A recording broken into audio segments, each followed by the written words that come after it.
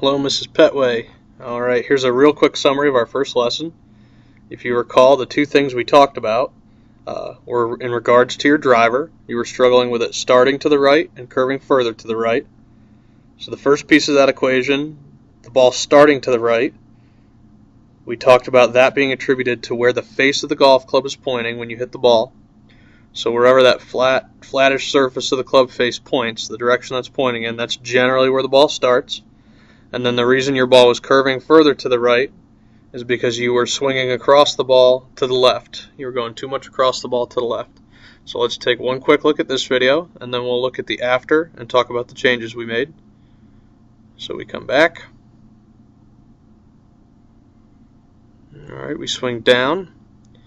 What you can see right here is you're swinging down. See how the club comes in very high, very steep, almost through your right shoulder. And then you end up swinging across the ball to the left, and you physically take a step to the left in your follow-through. So all these factors pieced together add up to push cuts 99% of the time. Alright, let's take a look at the after. We strengthened your grip a little bit because your grip was a little weak and we couldn't get the face to stop pointing too far to the right. And then we worked on having the club come from more behind you and a little bit lower. That way you wouldn't swing across it so much. So let's have a look here. In the backswing, coming down, we'll watch this club get lower on a shallower angle and come through the middle of your torso rather through your right shoulder. Excellent. We end up swinging much straighter here. And you don't step with your left foot.